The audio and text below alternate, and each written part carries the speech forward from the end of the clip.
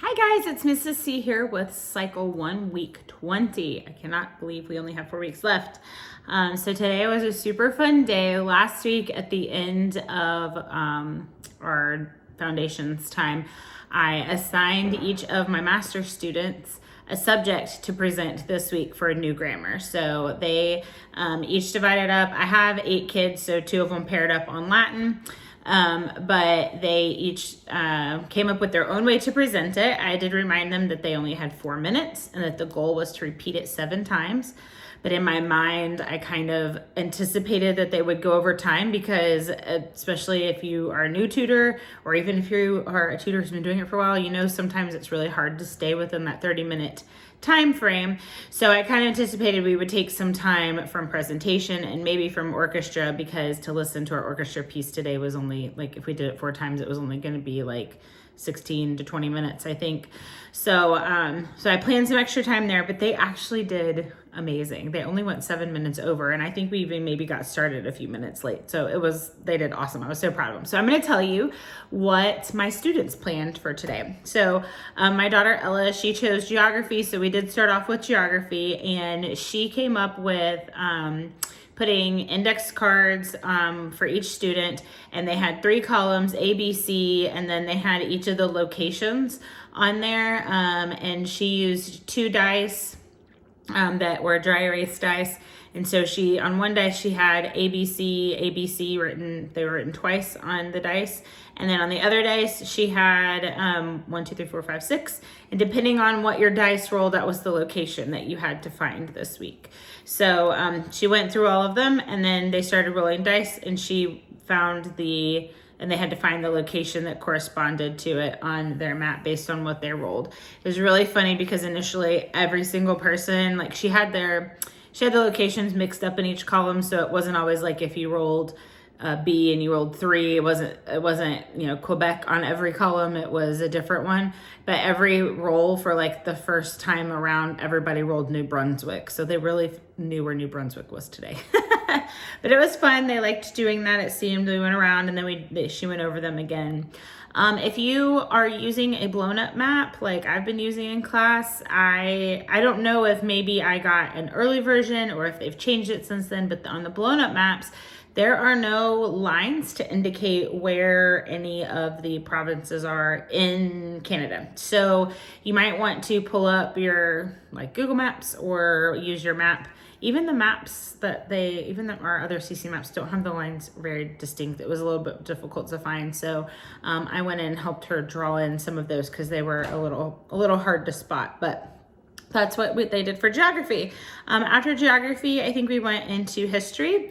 So we did hand motions for history. So we had circa, and then we had 19, and this was really hard for me to do. So we're gonna do 1, 9, and then 10. So 1, 9, 10 during the Mexican, and I think this was supposed to be the symbol for revolution because that's what it is in the thing, but they just kind of did it like this. Poncho, so it's like you're putting on a poncho. And then Emiliano is like this, and a Z for Zapata. Fought, and then salute, like you're saluting the federales for land and liberty.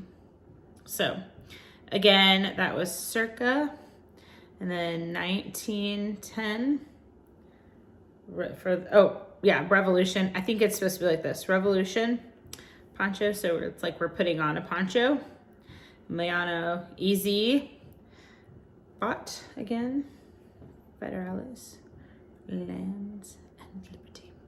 And it's pretty fast, but so my student taught the hand motions, and then they did them several times together. So I thought she did a great job with those. I don't know if she came up with them all herself or if she found it from somewhere else, but they worked well.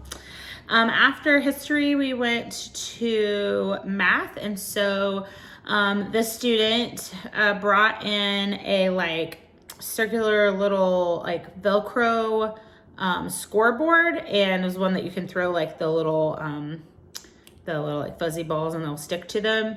And so he talked about the circumference, the outside, and it was a circle. And so everybody had to come up, and he did it boys versus girls, and they threw a ball to see what their points were. But before they could throw their ball, they had to say the circumference of a circle equals pi, or 2 times pi times the radius. So they had to say that and then throw, and then they said it all together at the end, and we kept score, and the girls screamed the boys. So I thought that was a really cute idea. It worked well. They got through it pretty quickly, and everybody got a turn to go up. So that's what they did for math. Let's see, what did we do next? I think we did timeline next. So for timeline, the student mixed them up at first, and the timeline cards, and then he had the class put them in order. And then he played the bomb game, but there was a twist on it, and he put a bomb on the back of every card. So we did, if you haven't seen how I do the bomb game, it's really easy. And if you're in the Facebook group, I have a video on there explaining it. I need to upload it on here because I have a lot of people that ask. But so he put a bomb on the back of all of them, so they were definitely going to lose. I think maybe one, he didn't have a bomb on the back to kind of try to throw him off. But anyway, so it was pretty funny.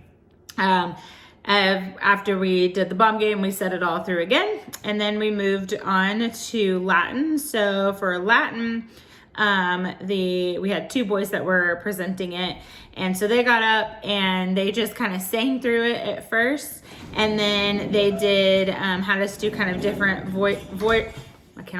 different voices, and each time we were doing it, they erased different parts of it off of the board. So we went through it, and again, when you are doing the chant, if you're singing the chant one time, you're doing it 3 times. You only need to do the chant a few times. Then we went to science, and for science, my student, she made this really beautiful, it was actually on the back of a pizza box top, so it was about that size, and she made a whole display of all the parts of the atmosphere to use to show everybody. And while most of the students were going over it, 2 students were working, she had cut out each word in what are some parts of the atmosphere, some parts of the atmosphere are, and then all of our different pieces of the atmosphere, and they had to put that whole sentence in order. So a couple would work on that, we would say it and then pass it around, and so each kind of pair got a chance to put the sentence in order. So that's what they did for science. And then our last one was English, and she had the kids, we said it through once, and then she had them each come up and take turns erasing a word from our linking verb and replacing it with their own word. So we had a very silly sentence by the end of it. And after everybody did a word, we repeated saying it. So anyway, they had such a good time doing it. I was so proud of them. Not that it would have been, again, any fault of their own. I really was prepared for them to just all take a really long time, but they all did really good, and they were respectful of each other and actually contributed and participated and went along with what each planned. So I was really proud of them. It was something really fun to do. My prep work's super easy. And it kind of let me see what things they've liked doing throughout the year, which ones they picked that they've enjoyed. So that was fun. So really fast for review today, we just did kinetic sands because they loved playing that. The last time I did it, not all of them were there. So really quickly for our science today, there's not, depending on what project you're doing, there's not a ton to it. So especially with the older ones, I feel like they get done with these things pretty quickly. So I brought some supplemental things. This is a Bachelor Science weather book, and it has a whole page on atmosphere in here, which is super fun to read. I love Bachelor Science books. And then I also have the Usborne Book of Astronomy and Space, and it has a really beautiful spread about Earth, and it actually here talks about all the layers of the atmosphere, and here talks about all the layers of the geosphere. So I thought that was pretty nice to read and for them to see. And then this is for younger kids, but actually had some really fun information. This is the Usborne book, See Inside Weather and Climate. And inside it has a bunch of lift the flaps, and when you lift them, this has all about the troposphere, and this part's all about the stratosphere, and this piece actually lifts up and shows you all the different parts of the atmosphere. So if you're looking for some supplemental stuff and you happen to have these books at home, they do have some good things in to bring in for this week for science. So, and then one more.